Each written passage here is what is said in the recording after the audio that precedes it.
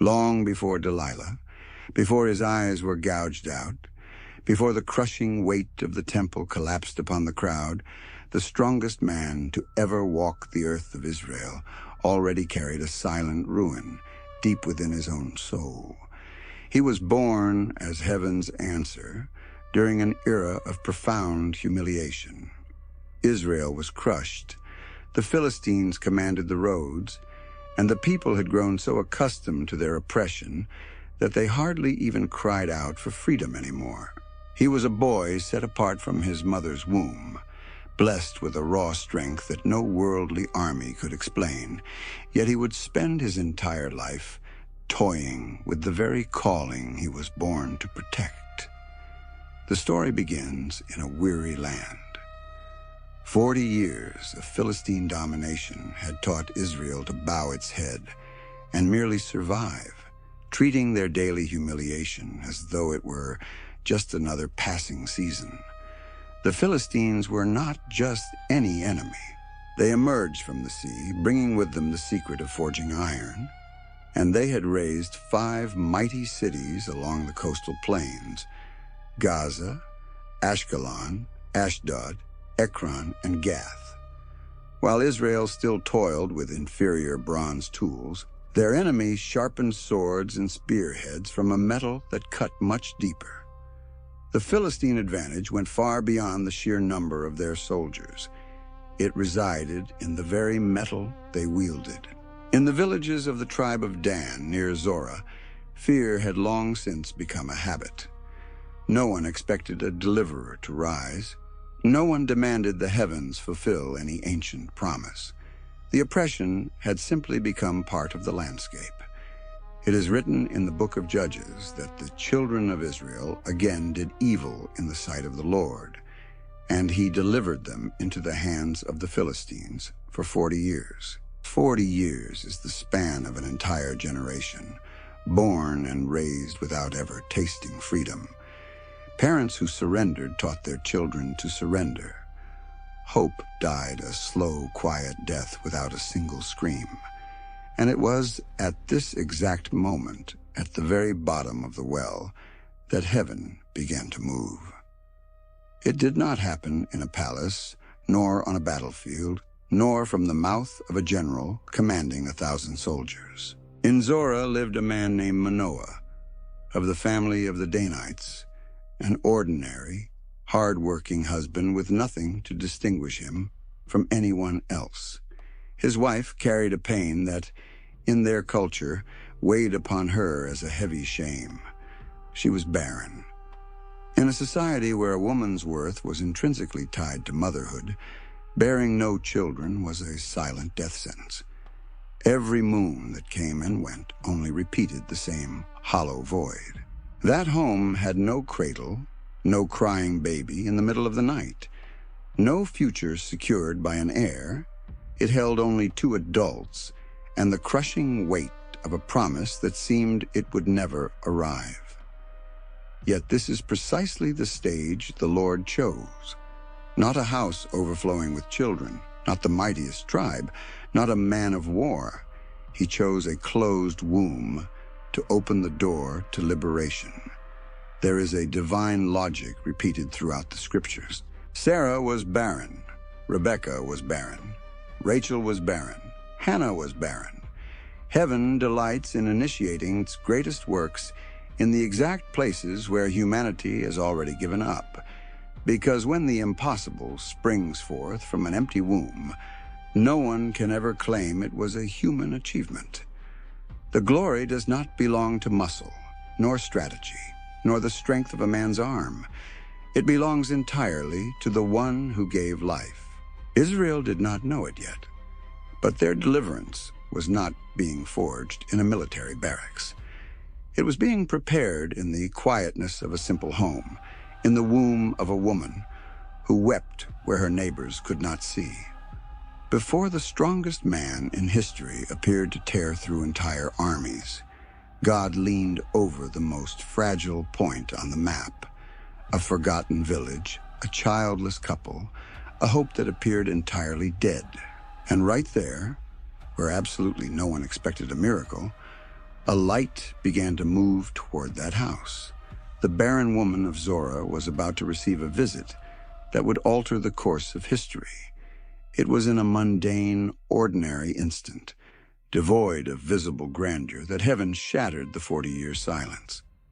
The first to arrive did not carry a sword. He brought a word that no one in that household ever expected to hear. The woman lifted her eyes and saw before her a figure that clearly did not belong to that realm. His face, his stature, his mere presence carried an aura that made her heart tremble without fully understanding why. The angel of the Lord stood before her and spoke of a son who was to come. Along with this promise came a strange, ancient rule, entirely separated from how anyone in her village raised a child. This woman could not read the future. She could never imagine lions being torn apart, massive city gates being ripped from their hinges, or a pagan temple falling to dust. She only knew that heaven, after such a long and agonizing silence, had finally remembered her name. And as she ran to tell her husband, a profound truth was planted in the air of Zorah. Israel's deliverance would not begin with the swing of a sword. It would begin with the cry of a newborn baby. The promise was wrapped in deep mystery. The angel of the Lord first appeared to the woman alone in the field, declaring that she, barren until that very day, would conceive and give birth to a son. But the announcement did not end in mere joy. It arrived with strict instructions that isolated this boy from any other child born in Israel.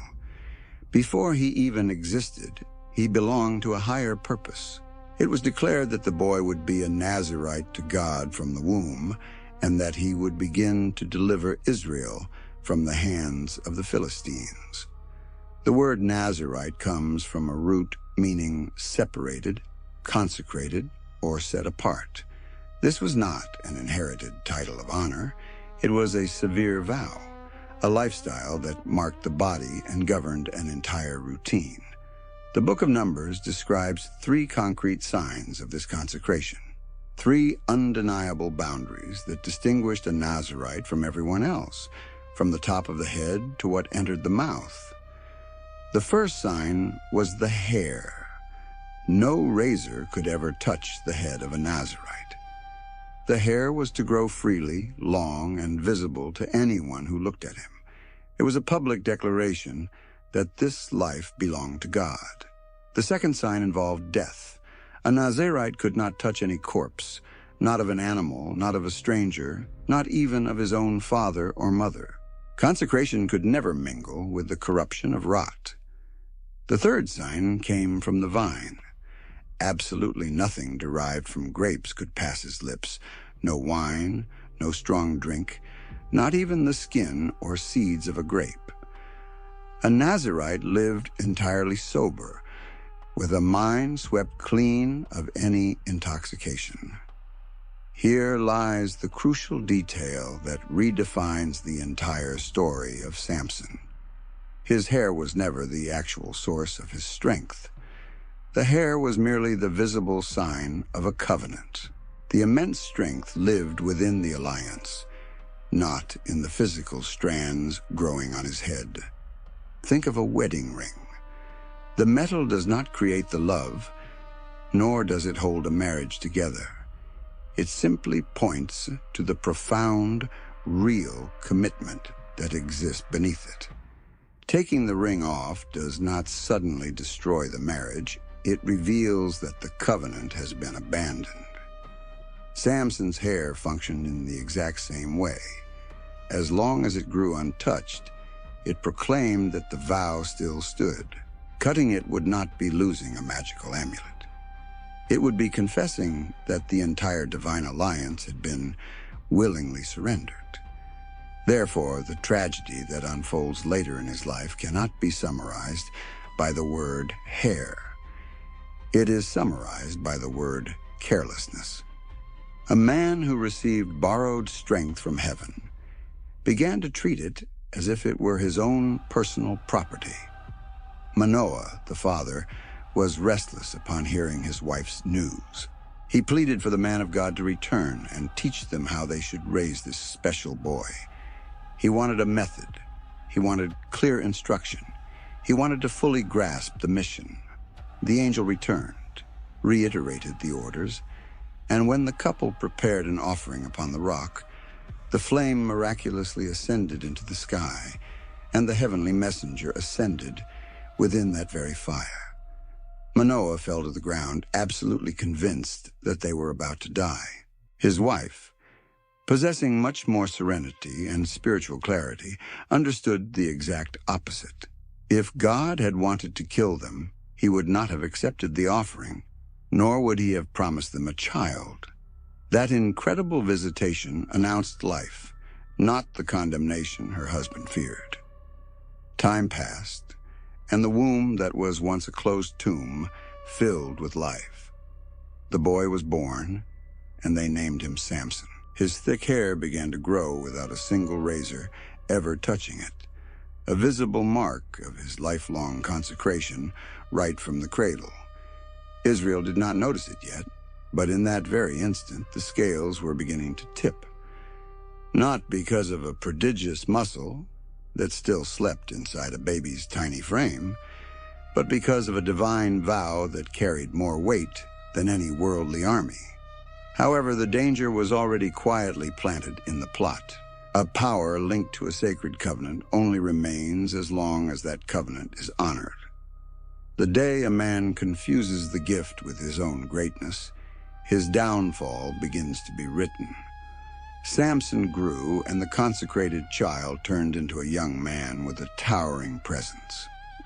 The sacred text says little about his childhood, but what it does reveal points to a body harboring something entirely uncommon. The Spirit of the Lord began to stir him occasionally in the camp of Dan. That word stir carries the vivid image of something aggressively pushing from the inside out. It was not a superpower that Samson activated whenever he felt like it. It was a divine presence that agitated him, moved him, awakened him through sudden, overwhelming impulses. Between the high hills, the young Nazirite felt a raw strength surge like an electric current that did not originate from himself. It descended from above, settled heavily onto his shoulders, and transformed his human body into a lethal weapon. But the spirit that granted him this unmatched physical strength did not control his personal will. Right there is the ultimate knot of this entire story. Samson received immense power from on high, while simultaneously harboring an instinctive, explosive heart, starving for worldly pleasure. He grew up intense, completely driven by sudden desires, by anger, by curiosity, by fleshly impulses. Where any other man would pause to think twice, Samson aggressively charged ahead. Where another would carefully weigh the consequences, he had already taken action. The strength from the outside was gigantic, but his internal dominion was tragically small. This severe disproportion painted both the great hero and the catastrophic problem inside the very same person. An invincible physical vessel housing a soul completely devoid of breaks. The Philistines dominated the land, and it would be natural to assume that Samson's great war would be fought directly against them. Murky cities, ironclad soldiers, an entire oppressed nation waiting to be freed. But the greatest battle of this man's life never took place on a physical battlefield. The decisive war was fought in a territory where no cheering crowd could ever enter. It happened deep inside his own chest, far away from any observing eyes.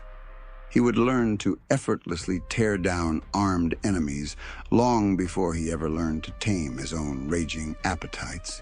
He would rip lions apart before conquering his own fleshly will. He would rip iron gates off their hinges before ever closing the door to his own darkest desires.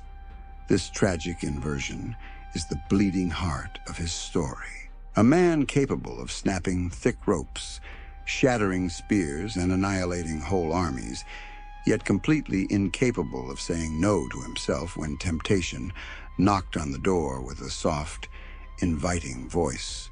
Consecration demanded self-control. The divine gift demanded deep responsibility. Being set apart from the womb called for a lifetime of extreme reverence toward what was sacred. Samson possessed the power, but he aggressively avoided the reverence. And it was with this brute strength in his frame and this wild hunger unleashed in his chest that Samson looked beyond the borders of his own homeland. Looking past the hills of Dan, toward where the vicious enemy lived, something caught his eye. It was not an opposing army that drew him. It was not his holy mission to liberate his people. It was a face. It was a lustful desire blooming in the exact direction of the territory he was explicitly called to fight, not to frequent. Samson went down to Timnah. That phrase "went down" is not merely a random geographic detail. Zorah was located high up in the hills of Israel. Timnah was down in the valley, leading straight into the territory ruled by the Philistines. Every single step of that journey was a literal descent in altitude, but it was also a descent of a much darker moral order. The Nazirite left the protected territory of his people and willingly walked right into the enemy's plain without a second thought. In Timnah, he saw a Philistine woman, and the lust was immediate. He returned home and boldly told his parents he wanted her for his wife. He did not ask for their guidance. He simply announced his decision, like a man who had already settled the matter entirely. His parents were deeply distressed. The law and the cultural customs dictated that marriages must be formed within the people of the covenant, never with the daughters of the uncircumcised oppressors. To them, this was crossing a dangerously forbidden boundary. They tried desperately to reason with him. Was there no suitable woman among their relatives, among all their people? Why, of all places, go among the Philistines, the very monsters who had ruthlessly crushed Israel for 40 years? Samson did not yield an inch. His response was brutally short and reveals absolutely everything about the core of the man he had become. "Get her for me," he demanded, "for she pleases my eyes." His only criterion was his fleshly desire, and that desire was more than enough. That simple sentence, "she pleases my eyes," is the master key to unlocking his character. It was never the will of God that measured his choices. It was strictly what his eyes saw and lusted after. His carnal appetite had become the supreme law ruling his heart. The scriptures note that his father and mother did not know that this was from the Lord, who was seeking an occasion against the Philistines. Here, the narrative dives much deeper than a superficial glance reveals. The text states that behind this disordered, lustful desire, God was orchestrating a conflict that would ultimately weaken the Philistine grip.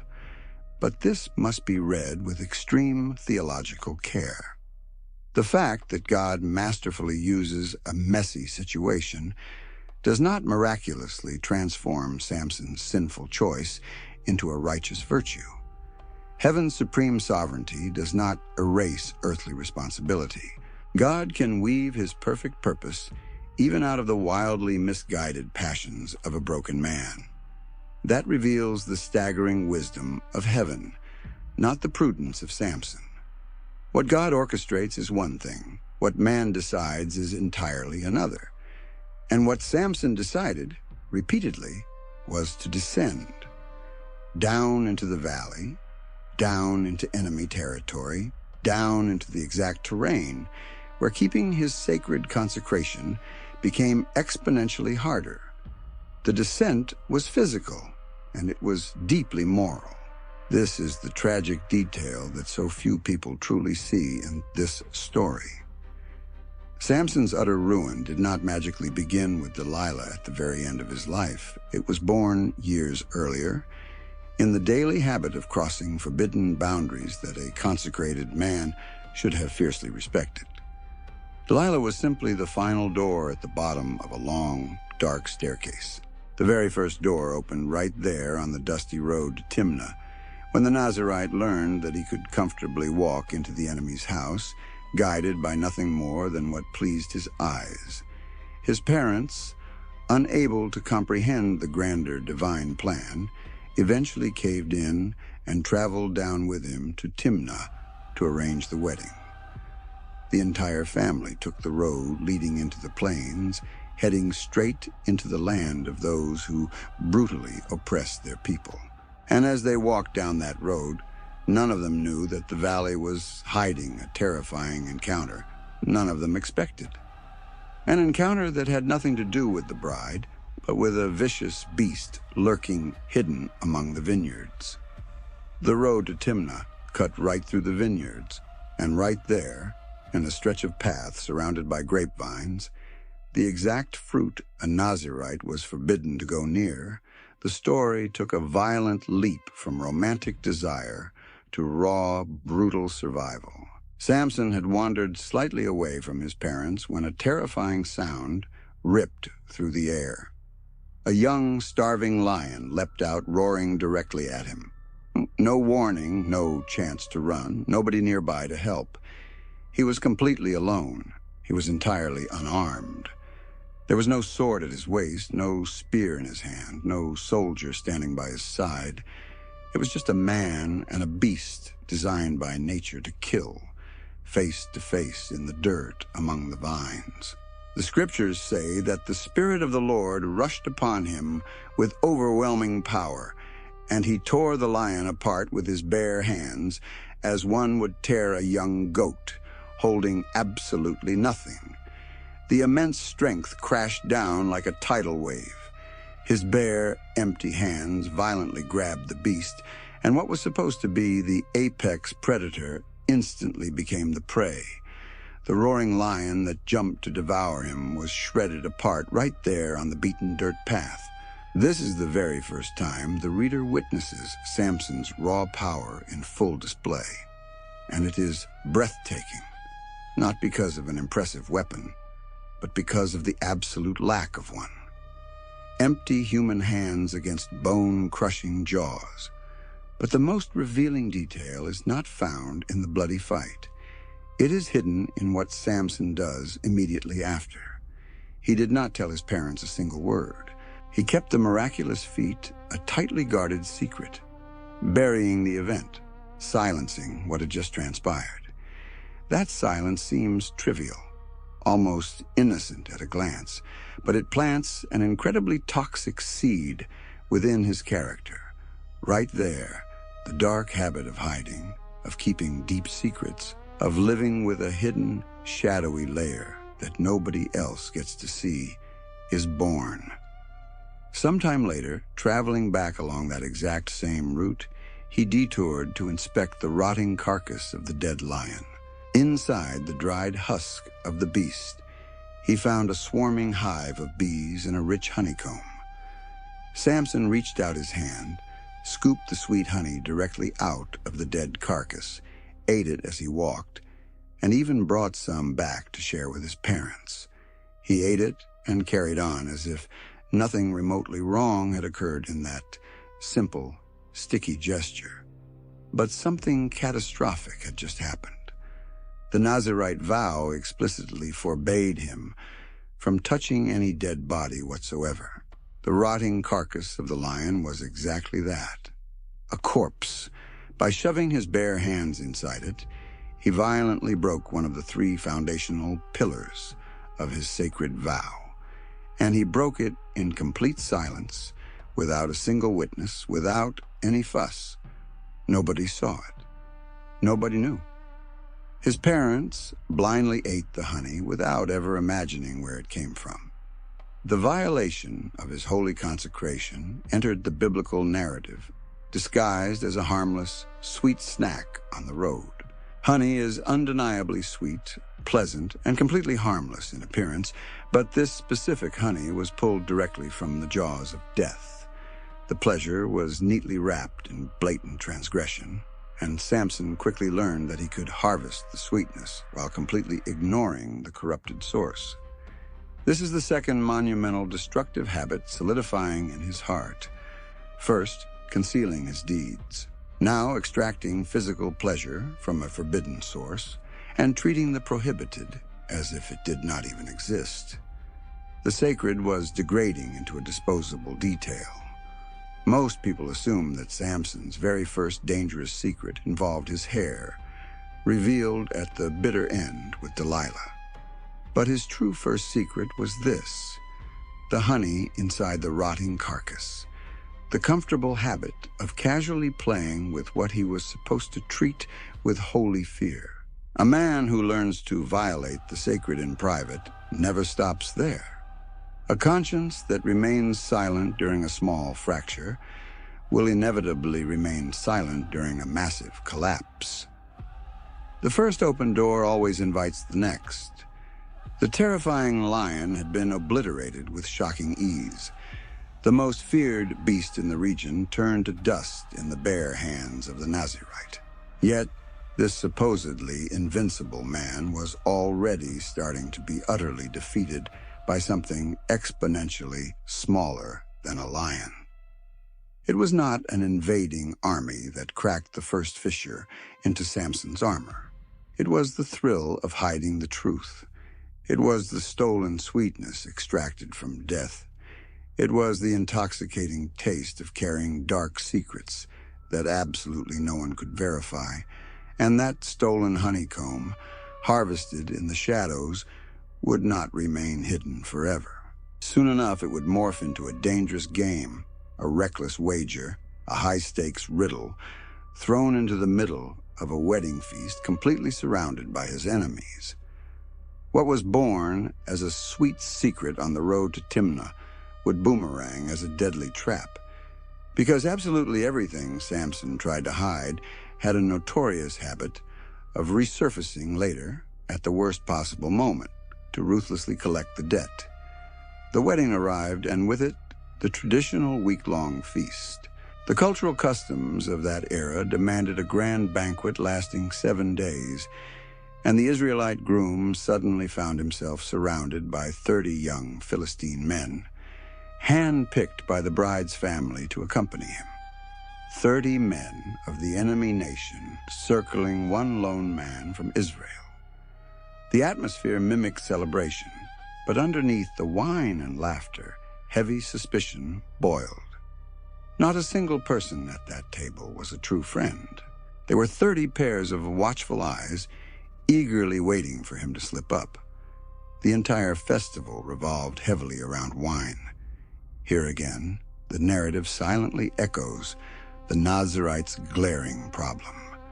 The sacred vow strictly banned any product of the vine. A 7-day banquet flowing with endless alcohol was a spiritual minefield for him. It was in this highly volatile environment that Samson recklessly threw out his riddle. He challenged his 30 hostile companions to a wager. If they could solve his riddle within the 7 days of the feast, he would owe them 30 fine linen garments. If they failed, they would owe him the exact same. The scriptures record him saying, "Out of the eater came something to eat, and out of the strong came something sweet." For 3 straight days, the Philistines were completely stumped. No one among them could even guess the answer. The solution was locked tight inside a secret only Samson knew: the dead lion and the forbidden honey. The riddle was birthed directly from his hidden transgression. 3 days turned into 4, then 5, and the puzzle remained utterly unsolved. The fierce pride of the Philistines began to violently burn. Losing a public wager to a lone Israelite in front of their own people was an agonizing humiliation they refused to swallow. So they did exactly what cornered, ruthless men do. They did not dare attack Samson face to face. They bypassed his strength and targeted the weakest door available. They cornered the new bride and poured a brutal, horrifying threat over her head. "Entice your husband to explain the riddle to us," they growled, "or we will burn you and your father's household to ashes." This was not a subtle negotiation. It was her actual life and the lives of her family, brutally thrown onto the scales. Terrified, the young bride turned to Samson with floods of tears. She wept uncontrollably before him for the remainder of the feast.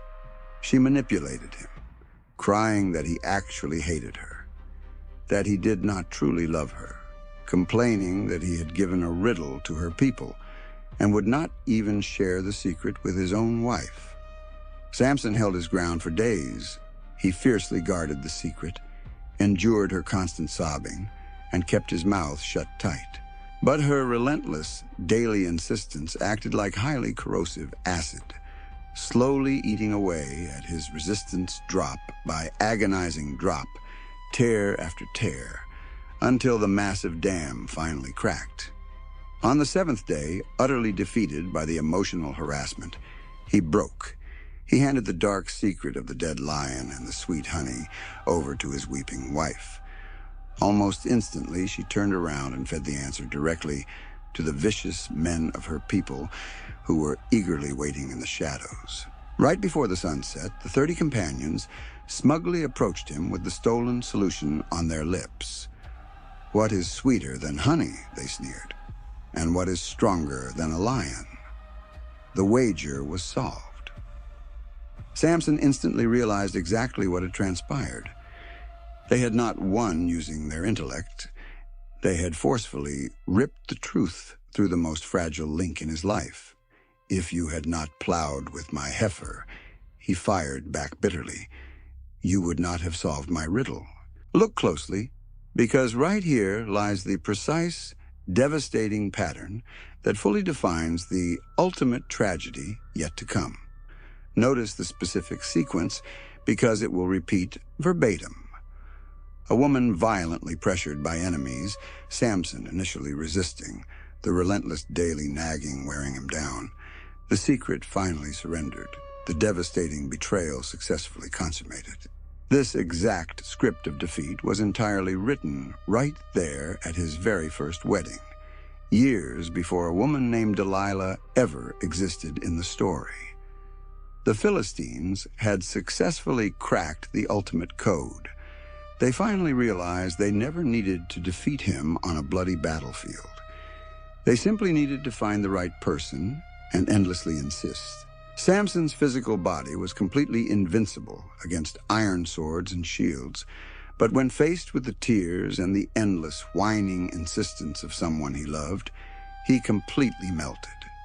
His fatal flaw was never housed in his muscles. It was deeply embedded in a heart that surrendered to the emotional harassment of the very people he cared for. This first painful betrayal did not immediately destroy Samson. He walked away from that feast alive, but something infinitely more dangerous happened behind the scenes. His enemies fully learned the pathway to his destruction. They archived the deadly formula, and one day they would deploy it again without a single margin of error. Before we continue, if this content has blessed your life, please like, comment, and share this video. Subscribe to the channel and hit the notification bell so you won't miss any upcoming videos. If you wish to bless the channel further, you can click the Super Thanks button to leave an offering of any amount, make a donation through the pinned link in the description, or become a channel member. We have also included some fantastic products in the description. Getting one helps support our work. Now, stay with me, because what unfolds next changes absolutely everything. The stolen answer to the riddle ignited an uncontrollable fury inside Samson. He had given his word for 30 fine garments, and the heavy debt had to be paid. However, the violent method he chose to settle it revealed the dark, uncontrolled fire consuming him from within. The Spirit of the Lord rushed upon him, and Samson marched down to Ashkelon, a major Philistine stronghold. There he slaughtered 30 men, stripped their blood-stained garments, and aggressively tossed the clothes to the men who had cheated to solve the riddle.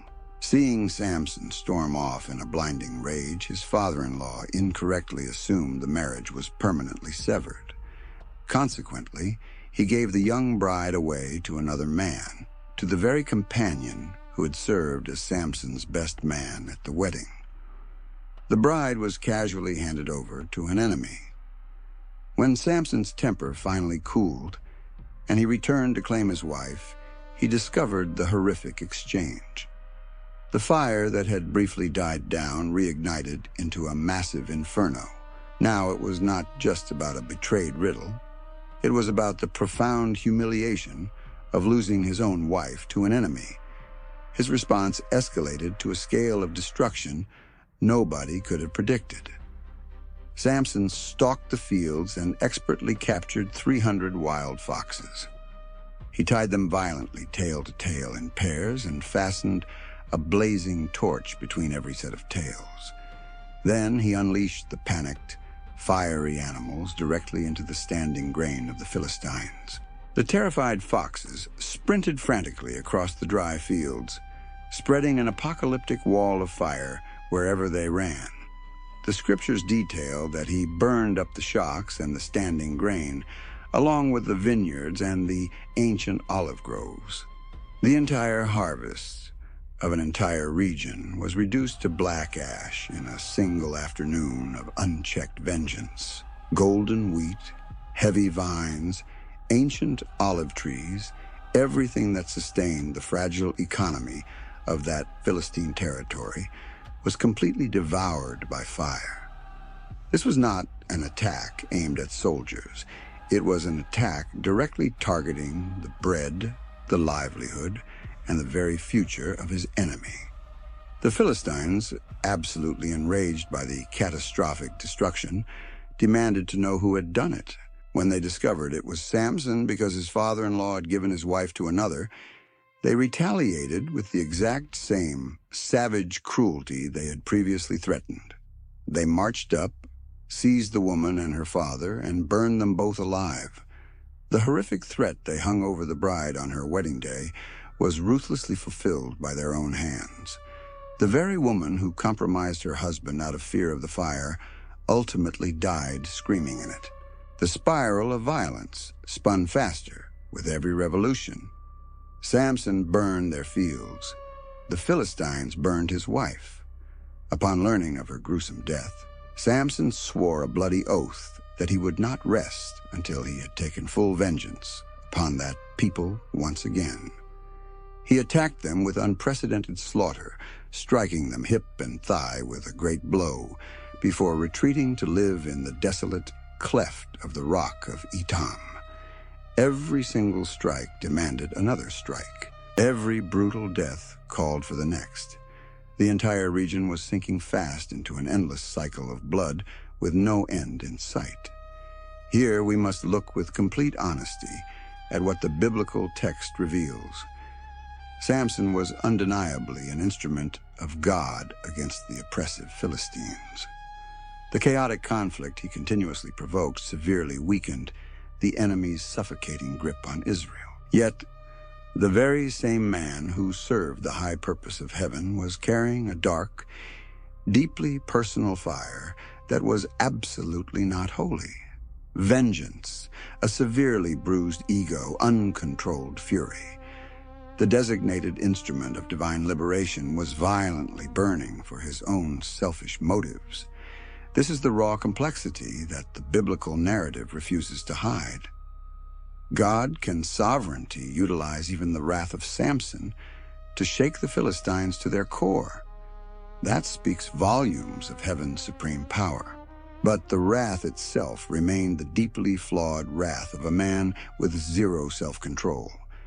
And this secondary fire was infinitely more dangerous to him. The Philistines could lose their wheat and their vineyards, but Samson was slowly, inevitably losing the mastery over his own soul. The violent fire he sparked outside was busy consuming him on the inside. A man can set fire to the enemy's fields while simultaneously allowing something lethal to burn within himself. something no invading army ever planted. He could masterfully control the external flames with foxes and torches, but the inferno raging inside his own chest was completely beyond his ability to extinguish. The deep cleft in the rock of Etam could not hide him for long. The Philistine military mobilized in massive force against Judah, heavily camping in the land, demanding only one thing: the immediate surrender of the monster who had incinerated their crops. And right here lands the most agonizing betrayal of the story thus far. It did not come from a hostile enemy. It came directly from his own people. 3,000 armed men of Judah marched down to the cleft in the rock, not to boldly fight alongside Samson, but to tie him up. They arrived with a cowardly complaint on their lips. "Do you not know that the Philistines are rulers over us? What is this that you have done to us?" The chosen deliverer was perceived as an annoying problem. His raw courage deeply disturbed those who had comfortably accepted their heavy chains. 40 long years of brutal domination had completely domesticated the heart of Israel. The chosen people no longer had the stomach for a fight. They just wanted quiet peace with their oppressor, even if it was the pathetic peace of a chained slave. By constantly agitating the Philistines, Samson was directly threatening their comfortable, cowardly arrangement. Samson made only one simple request: that the men of Judah would swear not to murder him with their own hands. They swore they would simply bind him and hand him over without striking the fatal blow. So they bound the strongest man alive with 2 brand new thick ropes and dragged him out of the rocks, heading straight toward the cheering enemy. Just pause and look at the sheer scale of that scene. The most powerful human on the planet, possessing the raw ability to obliterate armies, passively allowing himself to be tied up by his own cowardly brothers. He did not lift a finger to resist those who should have been his greatest allies. He extended his massive wrists and willingly let them parade him as a defeated trophy. When they reached Lehi, the Philistines came sprinting toward him, screaming in pure euphoric triumph, absolutely certain they finally had their nightmare safely secured, defenseless, ready to be publicly slaughtered. Their ultimate victory seemed entirely complete. It was in that exact split second that the Spirit of the Lord rushed upon Samson with unimaginable power. The brand new thick ropes binding his muscular arms instantly dissolved as if they were fragile flax burned by fire. The heavy bindings literally melted off his hands like falling ash. His arms were completely free in the blink of an eye.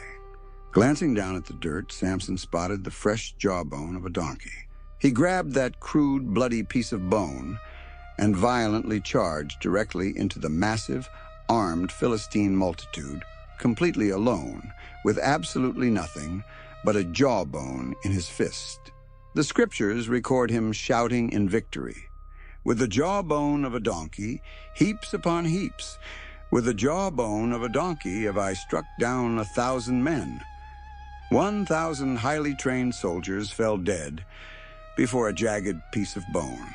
Forged iron swords, heavy shields, lethal Philistine spears.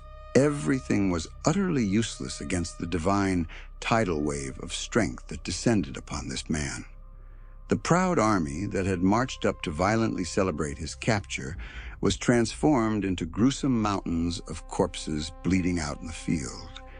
The feat was so astronomically massive that the very location was renamed in its honor. And yet, it is right here, at the absolute climax of his greatest military triumph, that the story reveals the deepest, most dangerous crack in the hero's foundation. Not caused by defeat, but exposed by the victory itself.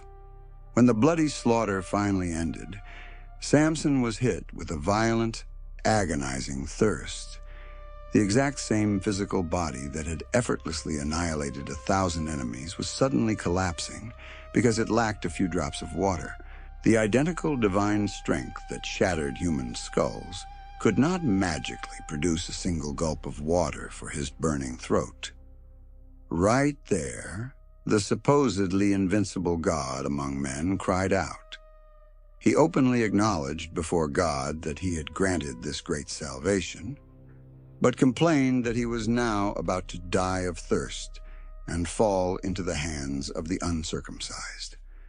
The mighty hero was forced to confess his total dependence on something entirely outside of himself.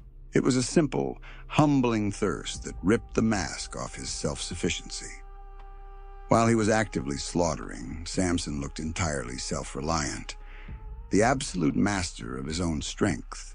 It only took a basic human need, water, to aggressively remind him that he could not sustain himself for a single hour. God graciously answered. He miraculously split open a hollow place. Water gushed out. Samson drank deeply. His spirit returned, and he revived. The spring was given a name that eternally memorialized the desperate cry of the man who drank from it in the dry wasteland. The raw physical strength was never his. It was heavily borrowed. It fell from heaven, carried by the spirit that overtook him in precise moments. His burning thirst screamed the theological truth that his bloody victories had totally muffled. Without God, not even the strongest man on earth can remain standing. And this is the profound irony Samson still refused to understand. He truly believed he was powerful, and physically he was. But that power was not birthed in his massive muscles. It was birthed entirely in the sacred covenant he carried, a covenant he was treating with increasingly reckless disregard. Sometime later, Samson casually strolled into Gaza, right into the bleeding heart of Philistine power. Gaza was one of their 5 major capital cities, heavily walled, fiercely guarded, incredibly dangerous for any random Israelite, and essentially a death trap for the absolute public enemy number 1. And what drew him into this lethal stronghold? It was not a divine mission of war. It was lust. He walked straight into the hostile city chasing a prostitute and spent the night in her bed. Once again, the identical sickening pattern repeats, descending deep into enemy territory, blindly guided by fleshly appetite. The men of Gaza quickly learned that their greatest nightmare was sleeping inside their walls. They silently surrounded the building, set a heavily armed ambush at the massive city gates, and whispered a deadly pact in the dark. Wait until the morning light, then we will kill him. They stayed perfectly quiet all night, arrogant and confident. Samson was entirely trapped by towering stone walls, the heavy iron-barred gates locked and guarded by soldiers. For absolutely any other human being, that city would have become an inescapable tomb at sunrise. But in the dead of the night, Samson casually got out of bed, walked right up to the heavily guarded city gates, grabbed both massive wooden doors, the heavy posts, and the solid iron locking bar, violently ripped the entire structure straight out of the bedrock, threw the colossal weight onto his shoulders, and walked away. The scriptures document that he carried the gates of a fortified stronghold all the way to the top of the hill that faces Hebron. He carried them uphill for miles. Just conceptualize the sheer magnitude of this act. Ancient city gates were forged from massive, reinforced timber and iron, designed specifically to withstand the brutal battering rams of invading armies. Samson tore them out of the wall like a man ripping up a fragile wooden fence, tossing them on his back as a mocking trophy. The physical feat is undeniably absurd, wildly superhuman, and visually spectacular. Yet it is precisely within this staggering display of power that the most lethal danger hides at this stage in his life. Because with every single impossible feat, Samson was becoming more deeply convinced that absolutely nothing could ever truly touch him. He had walked into Gaza strictly out of lust, waltzed into a place where he absolutely should have been executed, and strolled out effortlessly carrying the city gates on his back. His blatant transgression demanded no price. His extreme risk collected no penalty. Once again, he had slipped the noose while laughing at the danger.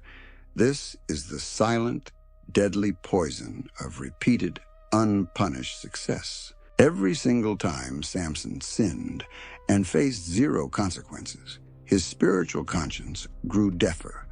Every successful escape from his own reckless choices taught his prideful heart that he was invincible, that he was above the rules, that he could casually toy with the holy things of God. The divine strength that was specifically granted to fulfill a sacred mission had tragically morphed into a protective alibi for his total lack of self-control.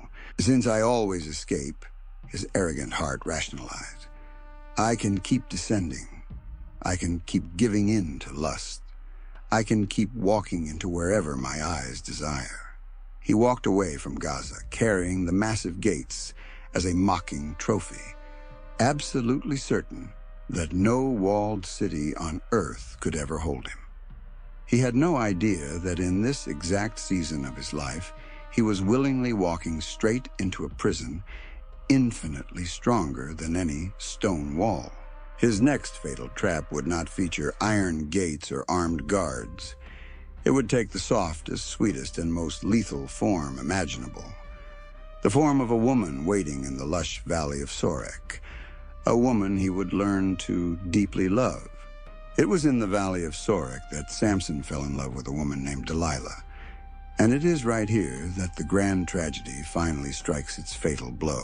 Not with an invading army, not with a roaring beast, but with the cold, calculating patience of a hunter who already intimately knows her prey.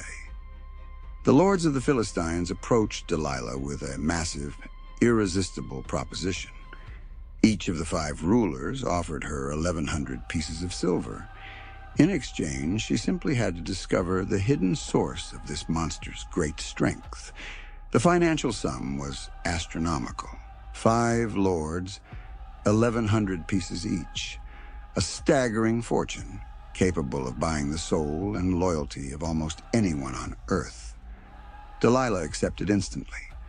The love Samson felt for her was coldly sold for silver before she ever asked the first question. The Philistines' strategy spoke volumes. They did not send heavily armored soldiers. They did not set up a foolish ambush in an open field. They had learned their lesson years ago at the bloody wedding in Timnah. You cannot defeat Samson with physical force. You defeat him with the woman he loves, and you defeat him with endless, whining insistence. Delilah began the deadly game.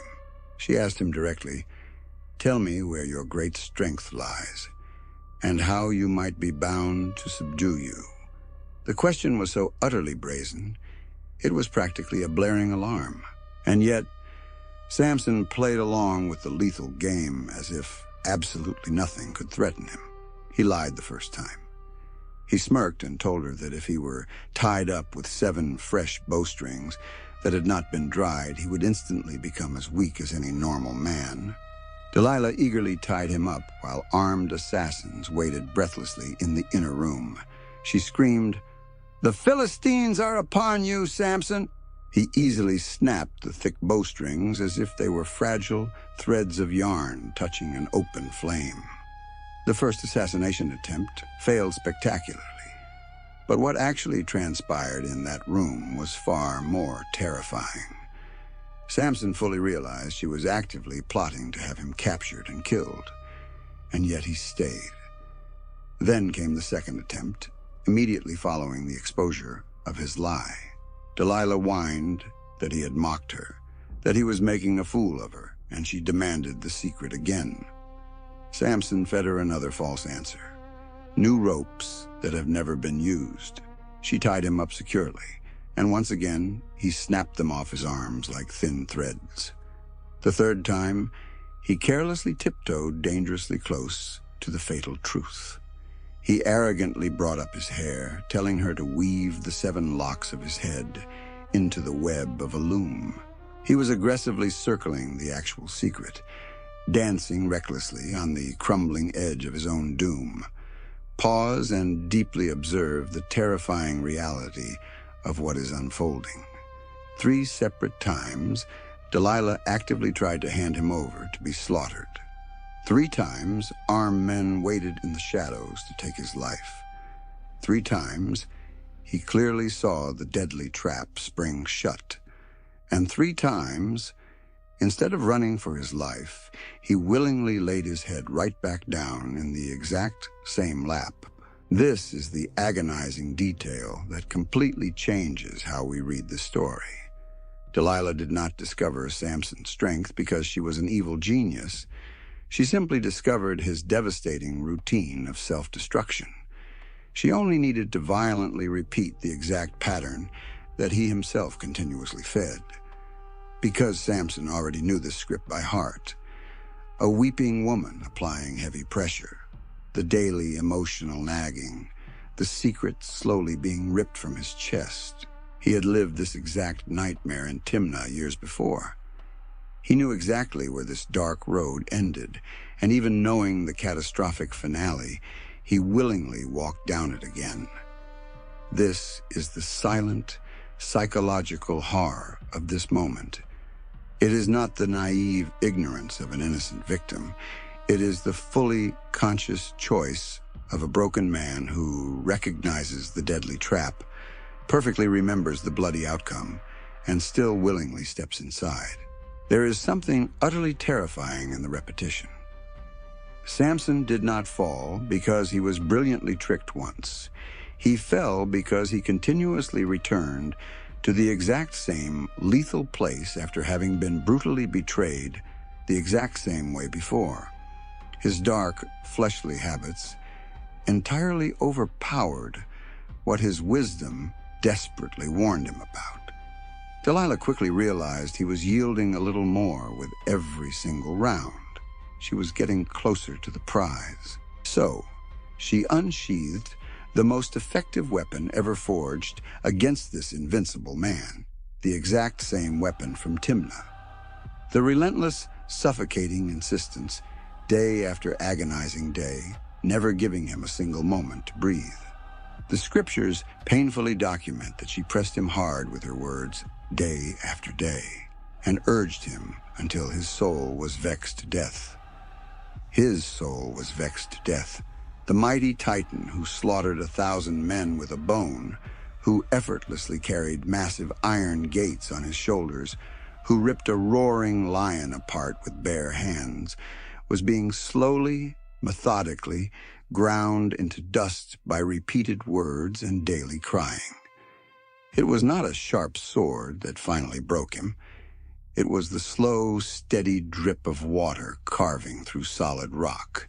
The unmatched strength that no human weapon could ever pierce was completely dissolving in front of the woman he loved, who begged, cried, and relentlessly demanded every single day without relief. Samson arrogantly thought he was still masterfully controlling the game. He thought he was just lying, just playing around, fully believing he would easily walk away from this, just like he had walked away from every other trap in his life. But he was the one being blindly led by the nose, question after question, directly toward the edge of his own catastrophic ruin. And this time, at the bitter end of that emotional siege, he would do what he had never fully done before. He would push open the final door, hand over the ultimate secret, reveal the sacred covenant behind his power, and completely fail to realize the monumental magnitude of what he was throwing away. Exhausted to the point of death, Samson finally surrendered everything. He opened his entire heart to Delilah and confessed that a razor had never touched his head because he had been a Nazirite dedicated to God from his mother's womb. He admitted that if his head were shaved, his divine strength would instantly abandon him and he would become as weak as any normal man. For the very first time in his life, he handed over the absolute, unfiltered truth about the holy pact he had carried since before he was born. Delilah instantly sensed the shift. She knew that this time he had poured out his actual soul. There was no mocking lie in his voice anymore. She immediately summoned the Philistine lords, who eagerly marched up with the heavy silver in their hands, ready to finally close the bloody deal. She lulled him to sleep on her lap, and while the strongest man on the face of the earth rested blindly, trusting in the lap of the woman actively betraying him, she signaled a man to quietly shave off the 7 locks of his head. The cold razor slid across his scalp. The long, sacred hair of the Nazirite fell silently to the floor, strand after strand. Years of holy consecration rolling into the dust as if it were completely worthless trash. The visible, physical sign of his covenant was destroyed, severed while he slept in total ignorance. And right here lies the most heartbreaking image in the entire biblical narrative. It was not the physical cutting of hair that ultimately destroyed Samson. It was what that specific cut represented. A life set apart for the Almighty, willfully despised, casually discarded, swept off the floor like garbage. Delilah began to violently afflict him, and his strength completely drained away. Then she screamed her final warning. "The Philistines are upon you, Samson." He jolted awake from his sleep, arrogantly telling himself, "I will go out as at other times and shake myself free." The book of Judges delivers what is perhaps the most terrifying sentence in the entire Bible. But he did not know that the Lord had left him. There is no statement more chilling in Samson's life, and it demands to be absorbed slowly. He did not know. The man stood up, fully expecting everything to function exactly as it always had. He aggressively flexed his massive arms, anticipating the familiar surge of divine adrenaline. He arrogantly trusted that the power would instantly answer his call, just as it had faithfully answered at Lehi, at Gaza, and against the lion. But the holy presence that actually sustained that power had already silently departed, and he was so spiritually numb he did not even notice. His greatest tragedy was not losing his hair. It was utterly failing to notice the exact moment the divine alliance fractured, and heaven went entirely silent. For years, Samson had casually treated the sacred with reckless disregard, and seemingly nothing bad ever happened. Every time he willfully transgressed and escaped unscathed, his spiritual hearing grew deafer. Then, the dreadful day finally arrived when God stepped away, and Samson was so accustomed to his own arrogance that he did not even feel the void. This is the deepest, darkest warning buried in the rubble of his downfall. The person who repeatedly plays games with what is holy slowly loses all spiritual sensitivity. Eventually, a terrifying point is reached where the divine presence withdraws, and the hardened, calloused heart does not even register the fatal loss. The Philistines violently swarmed him, and this time there were no instantly snapped ropes, no burned bowstrings, no ripped iron gates. The absolute titan that no army could ever contain was brutally pinned down by ordinary hands, offering absolutely no superhuman resistance. They aggressively shackled him and then executed their most sadistic cruelty. They viciously gouged out his eyes right there on the spot. The man who had been exclusively guided all his life by what pleased his eyes permanently lost the very eyes that had blindly led him to every disaster. They dragged him down in heavy bronze chains back to Gaza, the exact same city whose massive gates he had arrogantly carried away as a mocking trophy. Now he returned completely chained, permanently blind, utterly humiliated. The very stage of his greatest prideful boast was instantly transformed into the horrific theater of his greatest shame. They chained him to a heavy grinding mill in the dark prison, forcing him to push the massive stone in endless circles like a dumb beast of burden. The great deliverer of Israel was reduced to a pathetic slave for the oppressors, walking in endless dark circles, pushing a rock day after agonizing day. Yet here the biblical text hides an incredibly moving irony. Samson violently lost the physical eyes of his body, plunging into eternal physical darkness. But perhaps within the suffocating blindness of that prison cell, he finally began to truly see for the very first time.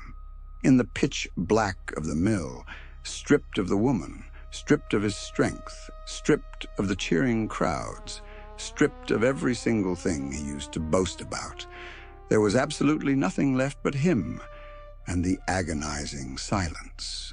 And it was exactly in this rock-bottom abyss that a tiny, almost imperceptible detail began to occur on the top of his scarred head.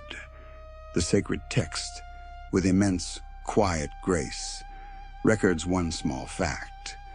The hair of his head began to grow again after it had been shaved. Slow, silent, almost completely invisible, a faint sign of grace, quietly starting over in the pitch dark. Up above in Gaza, the Philistine celebration exploded toward the sky. The lords of the 5 major cities gathered for a massive, triumphant sacrifice to their pagan god Dagon, the deity associated with grain and harvest, who held a massive temple right in the heart of the city. It was a festival of absolute victory. They loudly celebrated that their god had finally delivered Samson into their hands, the terrifying monster who had ravaged their lands and slaughtered so many of their brothers. To their minds, Dagon had decisively defeated the God of Israel that day.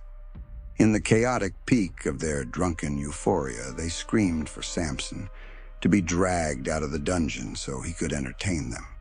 They desperately wanted to watch the blind, broken giant perform like a pathetic clown, an object of crude mockery before the massive crowd packed inside the temple. They dragged out the blind man. The Titan, who used to rip lions and armies to shreds, was placed squarely in the center of the grand hall to serve as a pathetic spectacle. They pointed, they laughed, they viciously mocked the shattered ruins of the hero who had once made their entire nation violently tremble in fear. The temple of Dagon was packed to the absolute brim. Men and women aggressively shoved each other inside, while roughly 3,000 people crowded onto the flat roof, peering down, desperate to witness the ultimate humiliation of the chained prisoner below. That entire colossal architectural structure was completely balanced upon 2 massive central pillars. These were the foundational columns bearing the crushing weight of the heavy roof and the thousands of screaming people stomping upon it. Removing those 2 pillars meant bringing the entire temple crashing down. Samson quietly asked the young servant guiding him by the hand to let him feel the pillars that supported the temple so he might lean against them to rest. The blind, broken man was gently led to the exact structural epicenter holding up the massive building.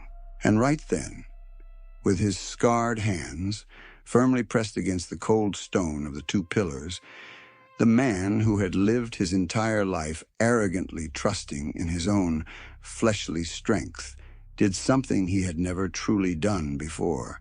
He genuinely prayed. He cried out to the Lord from the absolute bottom of his darkness and crushing defeat. He begged God to remember him and to strengthen him just one final time, only this once, so that he could take vengeance on the Philistines for his 2 gouged out eyes. He did not arrogantly demand his own power back. He humbly begged for borrowed strength, fully recognizing exactly who it belonged to. The scriptures record Samson's final words. "Let me die with the Philistines." He braced himself with all his might, wrapping his right arm around one massive pillar and his left arm around the other, and he violently pushed with absolutely everything left inside his shattered body, The thick stone columns loudly cracked. The supports violently buckled. The massive roof catastrophically collapsed. The towering temple of Dagon crashed down upon the screaming lords, and the thousands of people in a deafening explosion of dust and rubble. The dead whom he killed in his agonizing death were far more than those he had killed during his entire, violently chaotic life. In that ultimate final gesture, permanently blind and physically broken, Samson utterly annihilated more enemies than in all the spectacular feats of his youth combined. And it is right here that the story explodes with its most profound meaning. Yes, his hair had grown back, but the physical hair was never the actual power. What truly returned was not a biological muscle. It was the sacred covenant that he had recklessly despised his entire life. Samson only achieved absolute, total victory when he finally, brokenly understood that his massive strength never actually belonged to him. The exact day he stopped arrogantly trusting in his own powerful arm and desperately cried out to heaven, the divine power flooded back with a terrifying intensity he had never experienced. His entire life, he violently fought under the delusion that the strength was his own property. Because of that lie, he played games with it, neglected it, and casually betrayed the holy pact. Only in his dying breath did he fully comprehend who the power truly belonged to. And it was strictly in that total, absolute surrender that he finally became the ultimate divine instrument he was born to be. The strongest man in the entire Bible died blind, enslaved, crushed beneath the bloody rubble of a pagan temple. But perhaps, just perhaps, he died truly seeing for the very first time the foundational truth he had willfully ignored beneath every single victory of his prideful youth. Look closely at the entirety of his life all at once. Samson killed a roaring lion with his bare hands. He slaughtered 30 men in Ashkelon. He wiped out 1,000 armored soldiers with a jagged jawbone. He carried massive iron city gates miles uphill. He effortlessly snapped thick ropes, fresh bowstrings, and bronze chains. Absolutely no army could ever contain him. No wild beast could terrify him. No stone wall could hold him. Looking strictly at the outside, he was completely invincible from the very beginning to the bitter end of his story. And yet he still lost. He lost the most critical war of all. The silent war that absolutely nobody else could see. The war violently raging deep inside his own chest. He was far too physically strong to ever be defeated by armed men, yet far too morally weak to escape his own desires. His massive strength effortlessly destroyed lions, but his own unchecked lust completely destroyed him. His powerful arm could shatter whole armies, but the relentless whining of a woman shattered his resolve. He could violently dominate entire fortified cities, but he could not even manage to dominate his own carnal will when it screamed for pleasure. The great tragedy of Samson was never a lack of raw power. It was a massive excess of power entirely devoid of the self-control required to wield it. He possessed the brute strength of 1,000 men, but the internal self-control of a man who had not yet learned how to say the word no. Perhaps that is precisely why his bloody, tragic story continues to echo so deeply inside of us after thousands of years. Because the chaotic war of Samson is the exact same war fought within every single human heart. The hardest, most grueling battle is never found outside. It is always raging right here on the inside. There is a strange, conflicting force that can completely conquer massive giants on the outside, only to pathetically surrender to a tiny, fleshly desire on the inside. There are people entirely capable of carrying incredibly heavy burdens for others, yet completely incapable of closing the door to the very sin they know will destroy them. But there is one final, towering truth hidden within this story. And it is not about human strength. It is entirely about divine grace. Because even after absolutely everything, even with the sacred covenant shattered and his eyes violently ripped from his head, when Samson finally cried out from the dark, heaven still answered. God absolutely refused to give up on the broken man. He heard the desperate prayer of a blind, defeated slave at the absolute bottom of a dark dungeon, completely surrounded by his mocking enemies. The divine strength returned, not because Samson had somehow earned it back, but because God's radical grace reaches all the way down to those who have fallen the absolute furthest. And that radical grace has a name. Centuries after Samson's temple fell, another man was willingly handed over by his own people. He was bound, brutally humiliated, and placed directly among enemies who viciously mocked him. But he was not bound because of his own reckless sin. He was bound entirely because of ours. Samson aggressively brought down a pagan temple to destroy the earthly enemies of Israel. Christ willingly allowed his own body to be destroyed on a wooden cross to desperately save the enemies of heaven, which was us. One man died violently conquering through raw physical force. The other ultimately conquered by willingly dying out of pure, unmatched love. The true strength that Samson lacked his entire chaotic life, the quiet strength to fully surrender before the end, Christ came to offer to us entirely for free.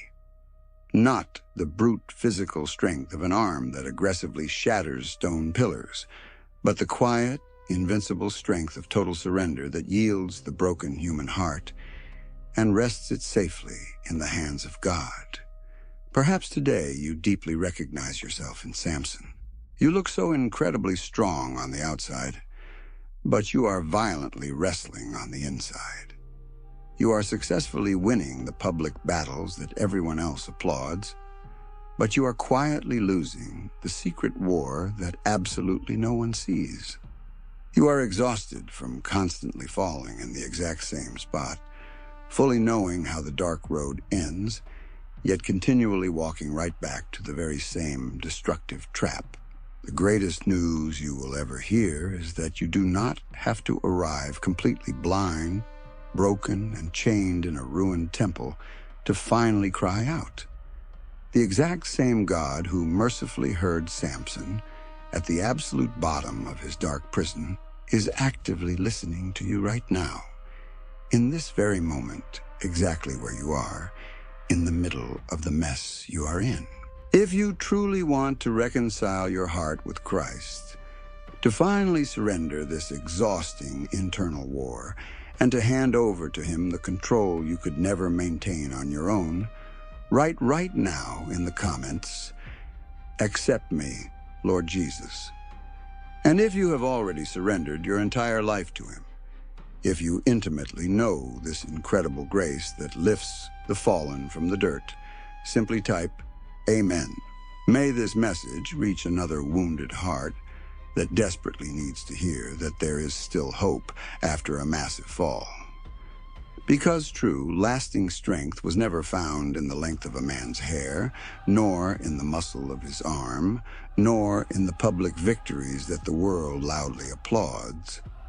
True strength lives entirely in the quiet, humble instant when a completely broken person finally realizes they desperately need God. In the dark, I learned to pray. Without my eyes, I finally reach for you.